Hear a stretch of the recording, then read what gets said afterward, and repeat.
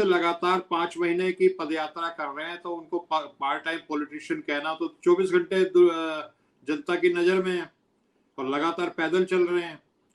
तो इस तरह पैदल चलने वाला, जैसे सुरेंद्र जी आप भी पहले कई चर्चाओं में कह चुके हैं कि जो भी नेता सड़क पे निकलता है और पदयात्रा करता है, और ये हमारी पूरी सनातन शाश्वत जो भी परंपरा रही है देश की, शंकराचार्य के जमाने से लेकर के आज तक, और चंद्रशेखर जी और तमाम, महात्मा गांधी ने दांडी यात्रा की, सुनील दत्त जी ने जो यात्राएं की, तो हर यात्रा का अपना अपना असर किया। इवन जो बस में बैठ करके, रथों में बैठ के भी जिन्होंने यात्राएं की, जैसे अडवाणी जी ने रथ यात्रा निकाली थी, उसका भी अपना एक प्रभाव पड़ा था।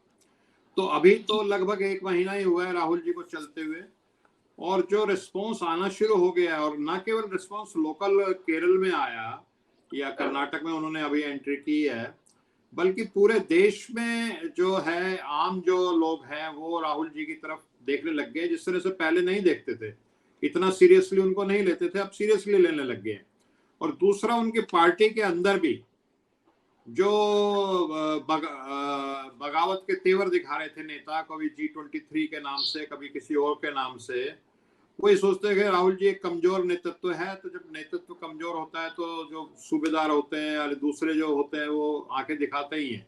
ये भारत का पुराना इतिहास रहा है। तो अब उनको भी एक पता लग गया है कि राहुल जी पप्पू नहीं है।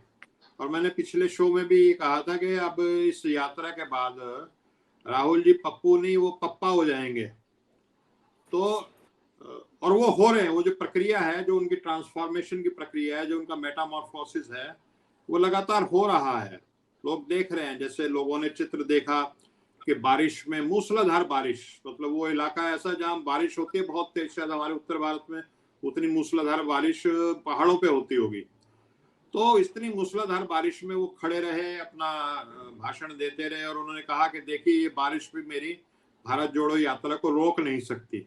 और जो सबसे बात बड़ी उभर करके आई कि कोई कहता था 10,000 की संख्या, कोई कहता है 1 लाख की संख्या, लेकिन जो भी संख्या रही हो, ऑडियंस में से एक भी श्रोता जो था वो टस से मस नहीं हुआ, सबके सब वहां पे इतनी मूसलाधार बारिश के बाद भी खड़े रहे। तो उसका मतलब यह है कि राहुल जी की पकड़ अब आम जनता पे वो बन चुकी है। तो एक तो उनकी निजी छवि, एक उनकी ये पकड़, और एक जो, मैं एक मनोवैज्ञानिक का भी मैं छात्र रहा हूँ, विद्यार्थी रहा हूँ मनोविज्ञान का, तो मुझे जो लगता है कि राहुल के इस पदयात्रा से राहुल गांधी के अपने मन में भी कुछ बदलाव आएंगे, मनोवैज्ञानिक बदलाव आएंगे, और उस मनोवैज्ञानिक असर उनके खुद के ऊपर भी पड़ेगा। और वो ऐसा असर पड़ेगा कि मुझे लगता है कहीं ऐसा ना हो कि जैसे महात्मा गांधी, उनको ट्रेन से एक अंग्रेज ने लात मार करके डब्बे से बाहर स्टेशन पे फेंक दिया था, और वो एकदम, जिसको कहते हैं बैरिस्टर मोहनदास करमचंद गांधी से महात्मा गांधी बन गए थे। तो कहीं ये भी उस, क्योंकि उनकी पुरानी, जो मैं जिस तरह से वो कहते हैं कि मैं कांग्रेस का अध्यक्ष का पद नहीं लूंगा, कहीं ऐसा ना हो जाए कि ये कहें जी मैं कल को कोई सरकारी पद नहीं लूंगा, मैं मंत्री नहीं बनूंगा, मेरे को कोई भी। सोनिया जी ने तो उदाहरण पहला पेश कर ही रखा है कि उनको प्रधानमंत्री का पद ऑफर हुआ था और उन्होंने मना कर दिया। तो कहीं ये भी उसी रास्ते पे ना चल पड़े, मुझको ऐसा भी लगता है। और जनता से जुड़ करके वो बहुत खुश हैं, और जिन लोगों को इस तरह का रस का स्वाद आना शुरू हो जाता है। और आप हमसे जुड़े रहने के लिए सब्सक्राइब करें YouTube पर, फॉलो करें Twitter पर और लाइक करें Facebook पर। और ज्यादा जानकारी के लिए आपको टाइप करना होगा सिर्फ न्यूज़ नशा।